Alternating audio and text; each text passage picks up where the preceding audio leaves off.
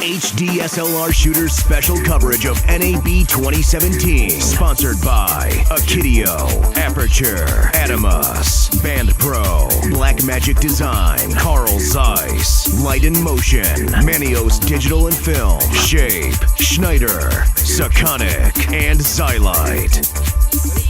Hi, Clint with HDSLR Shooter, continuing our coverage of NAB 2017 here at the Panasonic booth. I'm talking with Mitch Gross, product manager for Panasonic, and there is some VariCam news, some new accessories that are going to help people with workflow. Talk a little bit about it. Absolutely. So the VariCam LT and the VariCam 35, we record internally on them in our various video codecs to express P2 cards. Now, we've been doing P2 cards for better part of a decade at this point, or actually a little bit more than a decade now to think about it. And we have a different models of P2 cards, and we have a new P2 card reader that can do all of them, but where you get the biggest benefit is with the Express P2, because those are really fast cards for what the cameras can output, but we've been sort of limited in how fast we could pull stuff off the card by the media and the transfer systems that we've had available. So this is the first card reader in the industry that is a Thunderbolt 3 enabled card reader. This is the XPD3. It uses Thunderbolt 3, which is 8 times faster than USB 3. It's a very powerful system. That means we can take a 512 gig card and we can use 10 gigabit per second transfer baud rate to get all that memory off in 7 minutes. Now, so you can daisy chain them. So you can put up to 6 of them at once. Because at that point, you're only at 10 gigabit a second. That's not saturating Thunderbolt 3. You can do 6 of them together if you want. But if you did 2 of them together, now you're going to saturate at 17.6 gigabits per second. That means 2 512 gig cards, so a terabyte of information in 8 minutes. That's amazingly fast. No, and if you're writing to SSDs, I mean, your time turnaround is going to be really, really quick, too. Right. So the latest MacBook Pros and different Windows computers have Thunderbolt 3 enabled, and there are a few different drive companies that have their SSDs and RAID systems and such that are coming out now in Thunderbolt 3. So the systems are in place to be using Thunderbolt 3 and really be able to, especially with a camera like the VariCam LT that people are using on long form. They're doing multi-camera concert events and doing long form documentaries and such. They're generating lots and lots of data, and either to be able to cycle cards during the day so you don't have to have stacks and stacks of them, or just at the end of the day that you don't have this mountain of material that you're going to have to download. It really is great to be able to pull that stuff off. One of the things about the Panasonic's cards is that information is safe and essentially uncorruptible unless the user does something like erase it and start writing over it. And you guys have a team that will actually help people do data recovery too, right? Yeah, we do. We are there for our clientele. We have tech support available for people. We have facilities in different parts of the country and around the world, and we're available, on the phone and online, and we have, we participate in forums and such, so that we are there for people to be able to, talk to the company, and often we can help you through it yourself, and if there's anything happens, we can, help you get it. But if it really, really comes to it, we have people, send us your material, we'll help you, we'll rescue for you. So, and the great thing is, I was at a facility that was doing quality assurance testing on the P2 cards, and one of their tests was they had this sort of air cannon slingshot thing, and at about 20 miles an hour they shot into a brick wall and then took it and went until they downloaded it and survived. It passed the test. So these are really professional grade bulletproof type, really actually seriously can do it. Now, talking about recordable media, 2 devices that work with you guys, Adamus and also Convergent Design, now have the ability to record RAW, right? Yeah. So the VariCam LT can record internally in AVC Ultra, different codecs and such, but it also can output in RAW.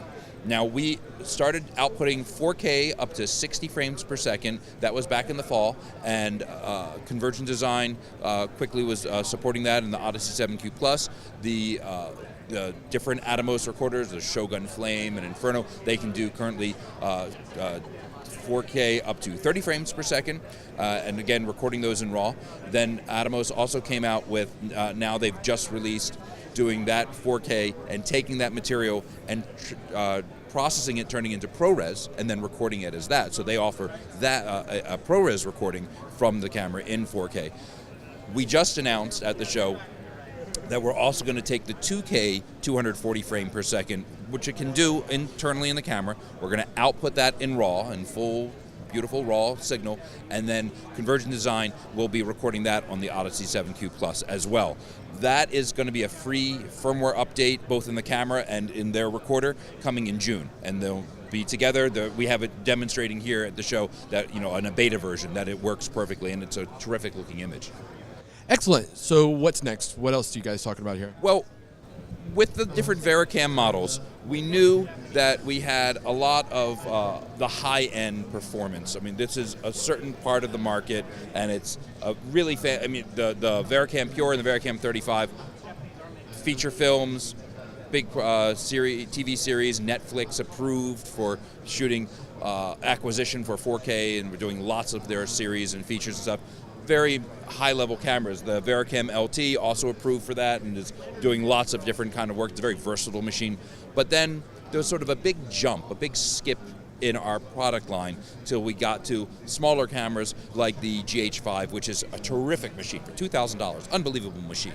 But it's a different kind of machine. And there's the DVX200, and they're sort of a different kind of machine. We realized there was sort of a gap there. So we're showing everyone that we're filling that gap, that we're going to have a new camera. It is under veil here, it's sort of tucked away, if you will, and we have a little illustration of it there. That is going to be our new cinema camera. We want to let everyone know that something is coming. It's going to be in the cinematic line. It's going to have that sort of look to it. It's also very small and lightweight. I mean, the VariCam LT, you could put that on something like a Ronin, but you're going to be feeling it pretty quick. It's, you can do it, but it's getting towards the upper limit, where this is a more petite, lightweight. And it's also a very small camera, so for like car rigs and getting into small spaces, we knew we needed that style of camera as well. This also will be a camera that uses an inexpensive media and workflow, and that again we knew for certain types of clients, for certain types of work, not everyone can work in uncompressed RAW or something like that, so we wanted to be able to have a certain kind of way that they could choose to work with a camera like that.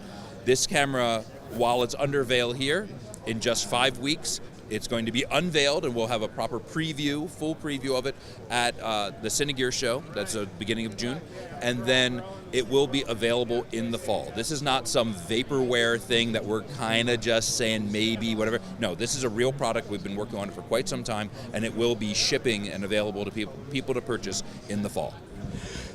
That's really exciting. Kind of going to put people in a position to where they can buy other type of media. I'm guessing maybe removable lens as well, so a smaller cinema type thing. So exciting. We'll have to wait until Cinegear though to find out all of the news on this. What do people need to do if they want to find out more, stay in touch with Panasonic? Well, the Panasonic website has lots of information on it, both of the Panasonic US website, then we have international website. There's lots of information available there, as well as we do participate in a number of online forums, so that we're there to try and answer questions and make sure that, when people want to discuss things about the cameras, they can find out from us what's going on. And frankly, people can reach out, let us know. Excellent. Thank you so much, Mitch. Thank you. HD SLR Shooters special coverage of NAB 2017. Sponsored by Akidio, Aperture, Atomos, Band Pro, Blackmagic Design, Carl Zeiss, Light in Motion, Manios Digital and Film, Shape, Schneider, Sakonic, and Xylite.